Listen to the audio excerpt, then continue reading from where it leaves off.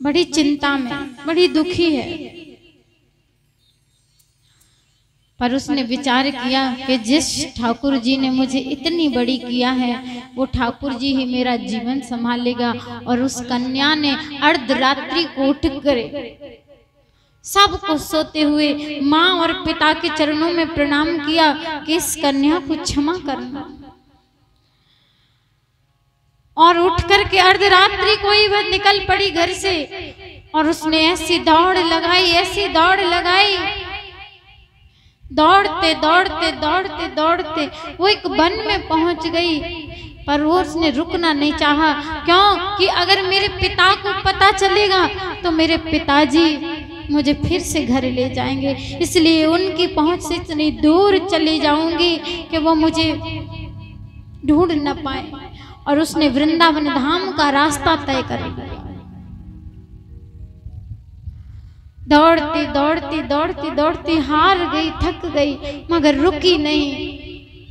प्रातः काल हुआ तो पिता ने देखा कि मेरी पुत्री कहाँ है, तो वहां पर वो कन्या नहीं थी। चारों ओर देखा, ढूंढा। उसने राजा से जाके कहा, राजन मैं जानता हूं कि मेरी पुत्री कितनी पवित्र है, बस आपसे एक ही विनती है कि आप मेरी पुत्री को मुझे ढूंढ करके लाइए, वरना मैं भरी समाज में बैठा हूं, मेरे घर बारात बैठी है। अगर बारात को पता चला कि मेरी बेटी घर में नहीं है तो मैं किसी को मुंह दिखाने के लायक नहीं रहूंगा। कुछ कीजिए राजन। राजा भी जानते थे कि इसकी पुत्री बहुत ही धर्मी है, बहुत ही बड़ी धर्मात्मा पुजारन है, वो कहाँ जाएगी। बोले बालिका है, ज्यादा दूर नहीं गई होगी। इसलिए उसने अपने सेवकों को भेज दिया, सेना को भेज दिया। जब सेवक गए कोई रथ से, कोई घोड़ों से पुत्री की खोज करने के लिए चारों दिशाओं में रथ दौड़ा दिए।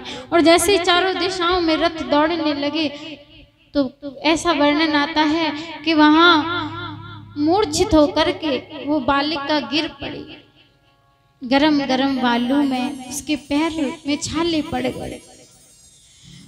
मूर्छित होकर जब वो गिर पड़ी और घोड़ों के हिनहिनाने की उनकी आवाज आई, उनके चरणों के, घोड़ों के दौड़ने की, उस बालिका के नेत्र खुल गए। और चारों ओर देखती है तो वहां ना तो कोई वृक्ष दिखाई देता है, दूर दूर तक कहाँ छिपेगी, कहाँ जाएगी, कोई वृक्ष नहीं दिखाई दिया उसे, कोई छुपने का स्थान नहीं दिखाई दिया। तब वो दौड़ी के, है दीनानाथ आज मुझे बचा लीजिए, अगर मुझे ये पकड़ के ले गए तो मेरे पिताजी मेरा विवाह कर देंगे और मैं केवल आपकी भक्ति करना चाहती हूँ। तो मेरे ठाकुर जी ने उसका सहारा बना। उसने देखा कि एक ऊंट वहां पर मरा पड़ा है, तो वो कन्या वहां गई उसके पास और देखा कई दिनों से मरा पड़ा है, उसके शरीर पर खाल जो है उसे खा लिया, नोच नोच करके हिंसक जीव जंतु ने थोड़े से उसके पेट में जाकर के वो छुप गई। और ऐसा बैराग्य हृदय में कि उसकी दुर्गंध भी उससे दुर्गंध नहीं आने लगी। जब देखा राजा की सेना ने, चारों ओर सेवकों ने, तो वहां उस मरे हुए ऊंट की दुर्गंध से उन पे वहां एक पल भी नहीं रुका जा रहा। उन्होंने कहा यहाँ तो पुत्री हो ही नहीं सकती, इसलिए यहाँ से चलिए, और वापस आ गए। 3 दिवस तक भूखी प्यासी उस मरे हुए ऊंट के पेट में वह कन्या, वह बालिका पड़ी रही और रोती रही, है प्रभु मेरी रक्षा कीजिए।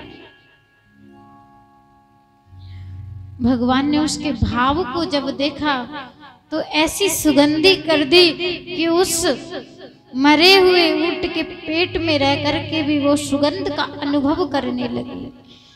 चरणों में छाले, रक्त की धार बहने लगी। जब वो कन्या निकली फिर उसने अपना रास्ता तय किया और श्रीधाम वृंदावन चली गई। वृंदावन जाकर के उसने भक्ति की, गुरु बना करके जब उसने भक्ति की तो कई वर्षों बाद उसके पिता गए जाकर के अपनी पुत्री को पहचान लिया और हृदय से लगा लिया। बेटी मैं तुझे लेने नहीं आया हूं, लेकिन तूने मेरा जीवन धन्य कर दिया। ऐसी कन्या ने मेरे परिवार में जन्म लिया कि मेरा गौरव बढ़ गया। मैं तुझे लेने नहीं आया हूँ, मैं तो बस ये कहने आया हूँ कि आज तक भक्ति के मार्ग पर चली है बेटी, आगे भी ऐसे ही चलते रहना। और जो भक्ति के मार्ग पर चला है उसका नाम पूरे संसार में हुआ है। ऐसी बांके बिहारी की कृपा उस कन्या पर बरसी, ऐसी कृपा बरसी कि जिसका वर्णन स्वयं भक्तमाल की कथा में बहुत सुंदर वर्णन आया है। कहते हैं कि कभी जीवन में ये मत देखना कि जरा सी भक्ति करते हैं तो संकट आता है। वो इसलिए आता है कि तुम्हारे जो किए हुए पाप जो है वो छिन्न होते जाते हैं। जो पीछे का समय है वो छीन होते जाता है और आगे वाला समय आने वाला बड़ा ही सुखमय होता जाता है। ऐसी दीनानाथ कृपा करता है। कहते हैं कि मशहूर यदि होना है, इस संसार में यदि मशहूर होना है तो वीडियो बना करके डालने की आवश्यकता नहीं है, फोटो फेसबुक पे डालने की आवश्यकता नहीं है। मीराबाई ने कभी फोटो नहीं डाला फेसबुक पे फेमस होने के लिए।